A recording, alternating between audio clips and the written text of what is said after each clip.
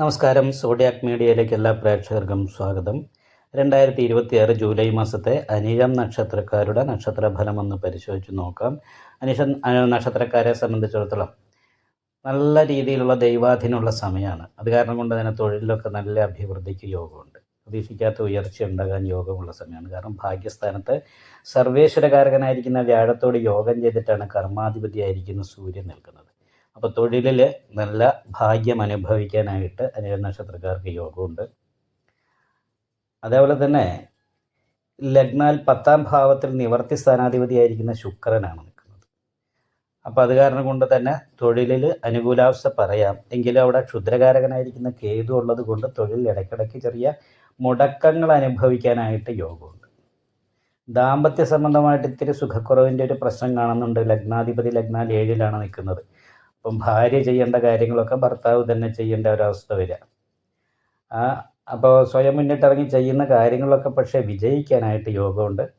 അത് മാത്രമല്ല വിശ്രുത ഗുണ എന്ന് പറയുന്നൊരു പ്രത്യേക യോഗം കൂടിയുണ്ട്. വിശ്രുത ഗുണം എന്ന് പറഞ്ഞാൽ എന്താണ്? കീർത്തികൾക്ക് സൽകീർത്തി. കാരണം കീർത്തി എന്ന് പറയുമ്പോൾ സൽകീർത്തിയുണ്ട്, ദുഷ്കീർത്തിയുണ്ട്. ഇവിടെ ബുധൻ മറ്റ് പാപയോഗമൊന്നും ഇല്ലാതെ ഒറ്റയ്ക്ക് സ്വക്ഷേത്ര ബലവാനായി നിൽക്കുന്നത് കാരണം സൽകീർത്തി കേൾക്കാനുള്ള യോഗമാണുള്ളത്. അപ്പോൾ 4 പേർ അറിയപ്പെടുന്ന പൊസിഷനിൽ എത്തിച്ചേരുക, പ്രത്യേകമായിട്ടുള്ള സ്കില്ലുണ്ടെങ്കിൽ ആ സ്കില്ല് ജനങ്ങൾ തിരിച്ചറിയുകയും അതിൻ്റേതായിരിക്കുന്ന രീതിയിലുള്ള അപ്രിസിയേഷൻ കിട്ടുകയൊക്കെ ചെയ്യുന്നൊരു മാസമായിട്ടാണ് കാണുന്നത്.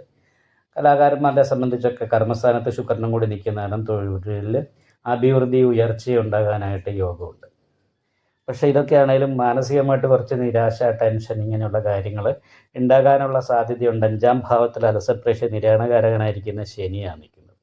അത് 4ാം ഭാവാധിപത്യം വഹിച്ചിട്ടാണ് 5ൽ നിൽക്കുന്നത്. അപ്പോൾ കുടുംബ സംബന്ധമായിട്ട് വീട്, അതുപോലെ തന്നെ ഭൂമി, ഇങ്ങനെയുള്ള വിഷയങ്ങൾ കുറിച്ചൊക്കെ ചിന്തിച്ചൊരു കുറച്ച് മാനസികമായിട്ടുള്ള ടെൻഷൻ ഉണ്ടാകാൻ സാധ്യതയുണ്ട്. അതുപോലെ തന്നെ സഹോദര സ്ഥാനത്തുള്ള വ്യക്തികൾ, സഹായികൾ, സാമ്പത്തികമായ വിഷയം, ഇങ്ങനെ പല വിഷയങ്ങളുടെ പേരിലും മാനസികമായിട്ട് ടെൻഷൻ അനുഭവിക്കാൻ സാധ്യതയുള്ള ഒരു സമയമാണ്.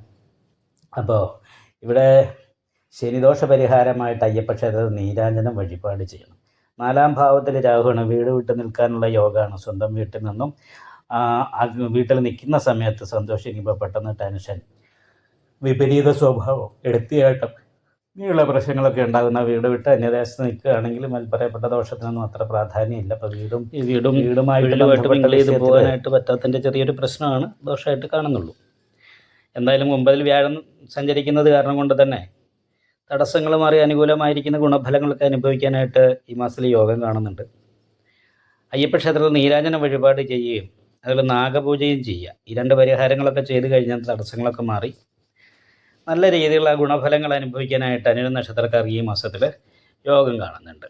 നിങ്ങൾക്ക് ഈ വീഡിയോ ഇഷ്ടപ്പെട്ടാൽ ലൈക്ക് ചെയ്യുക, നിങ്ങളുടെ അഭിപ്രായങ്ങൾ കമൻറ്റ് ചെയ്യാം. ജ്യോതിഷവുമായി ബന്ധപ്പെട്ട കൂടുതൽ കാര്യങ്ങൾ അറിയാൻ ഈ ചാനൽ സബ്സ്ക്രൈബ് ചെയ്യുക. ഞങ്ങളുടെ ഓൺലൈൻ കൺസൾട്ടൻസി നമ്പർ താഴെ ഡിസ്ക്രിപ്ഷൻ ബോക്സിൽ കൊടുത്തിട്ടുണ്ട്. ആവശ്യമുള്ളവർക്ക് കോൺടാക്റ്റ് ചെയ്യാവുന്നതാണ്.